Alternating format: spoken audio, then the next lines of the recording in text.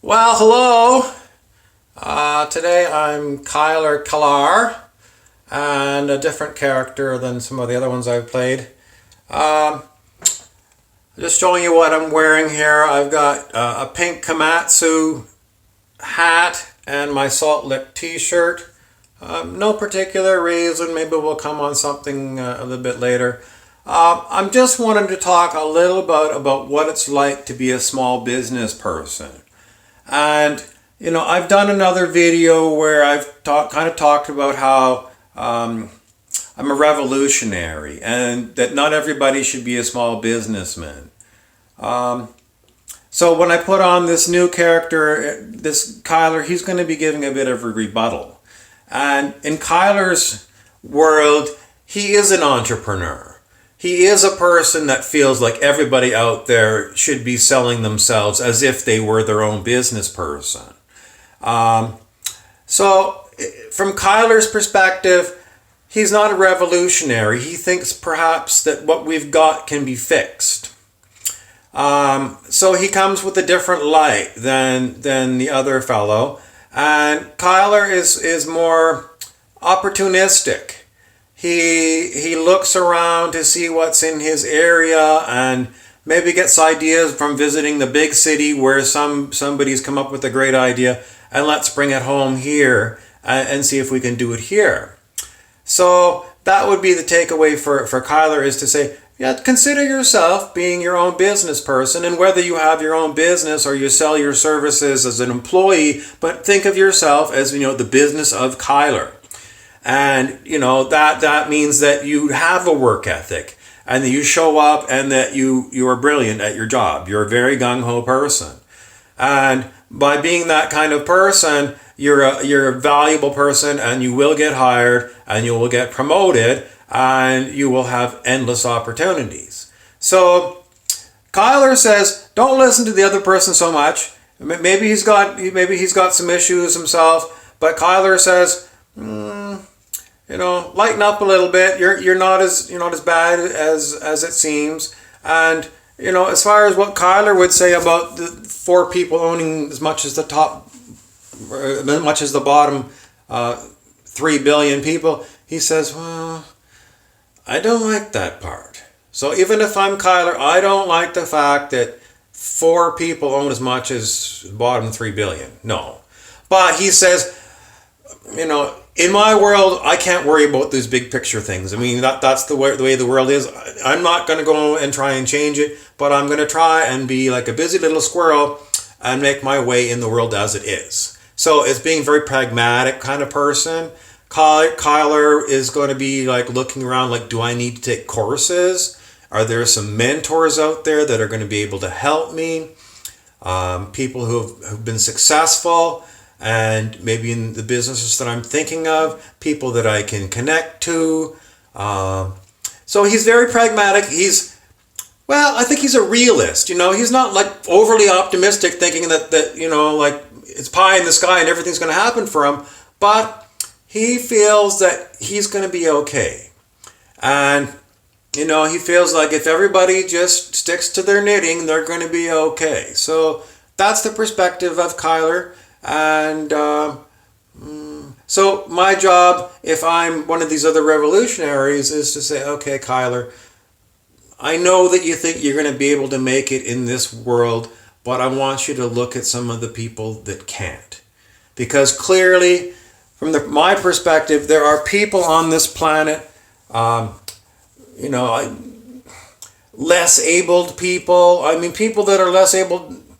So, some of them are going to be actually bosses. They're fantastically able in their own way. But I'm thinking about more like people that I used to look after as PSW, as a personal support worker. People who have chronic illnesses that don't allow them to work, whether physically or primarily mentally. And people that for whatever reason, maybe I'm thinking of people like that might have autism or some other kind of thing that they're brilliant in their own way, but they need help from other people. So when I'm talking and I'm looking at government cutbacks because of gross mismanagement where, it just goes on and on. So, I'm trying to tell Kyler, hey, get on board my ship. Because even if you think that, because you're figure you're going to make it in this world, look around and you cannot tell me that you don't know that there's other people on this in your own community that don't need a hand up. And maybe you think, well, when I got some free time, I'll help, which is good. That's good, and that'll get us there. But I'm looking at something far bigger. People used to call it the Star Trek world, a world where Captain Kirk would have come from. I'm not even sure that the ones that they show on film in some of the new Star Trek movies are what I'm thinking of. I'm thinking of a place that's very different. I'm thinking of a place that's like the old villages where I don't know if it's even been here, but my dreams are very different than what you would get from a lot of people, because I'm trying to tap into something that's something new, something different. And I don't want to use the word communism because people are going to say, oh my God, that's a nightmare, and it is. But the same kind of a root word is communal, community. It's where there's a lot of more celebrating each individual person as being a wonderful part. And it's not where you've got some elites that are benefiting to the detriment of everyone else. So, I don't think anybody would disagree with me that, having a community-minded community, inclusiveness, and helping people, finding niches for people, a lot more leisure and not so much drudgery. When I think of jobs like accounting, people are good at accounting and at cooking the books and making things go. But, somewhere along the line, I think you would evolve to a society that doesn't need to account for the dollars. And people say, well, that's how we count efficiencies. And I'm saying, well, in the end, I don't think you have to use the dollars and the bottom lines to see if something is really valuable and worthwhile. I think things have intrinsic worth and they don't have to be measured by money.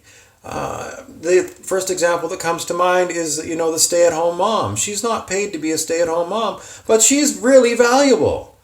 And, she doesn't get a salary from the government. She doesn't get a salary for doing it, so she's not paid in money. But everybody knows that you need a mom when you're a kid. And even when you're an adult, you need a mom, if your mom's still around, if you're lucky enough. So, I'm trying to sort of squeeze between the lines a little bit. Trying to get you to think a little bit more. The other book that I think of quite often is Charles Eisenstein in his Sacred Economics books, a gift economy, gifting people things.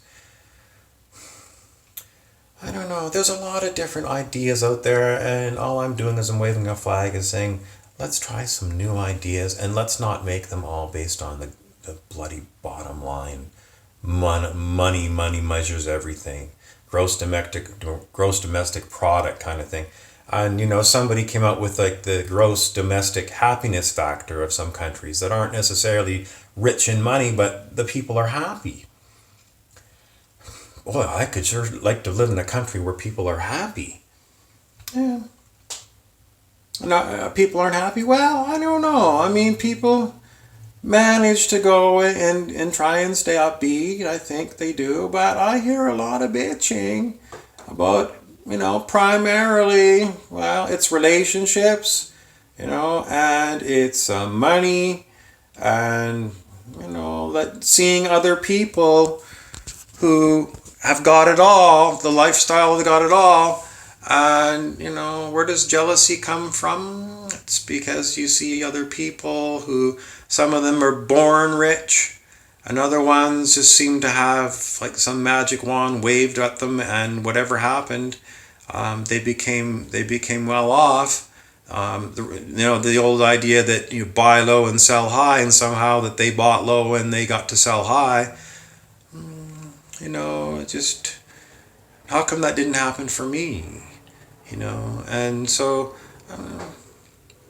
that's the roots of jealousy. And why does it happen? Some studies say it's just statistics. There's nothing special about those people that have made it. That was a recent study. That was their conclusion. There was nothing special about the people that made it big. Nothing special. It was pure statistical. That if you have statistics, you can say that that some people are going to do well and some people are not going to do so well, and it's just statistics, and those people just happen to be the ones that fell within the statistics of those that did well. And they're saying it is nothing intrinsic in those people that made it. It's nothing to do with them. It was just pure statistics. So there you go. Take that away, and let's consider some other options. I'm Bobby Burrows, Beasley the Wizard, and your resident person that makes you try and take another look at the way things are. Thank you for watching, and we'll see you in the next video.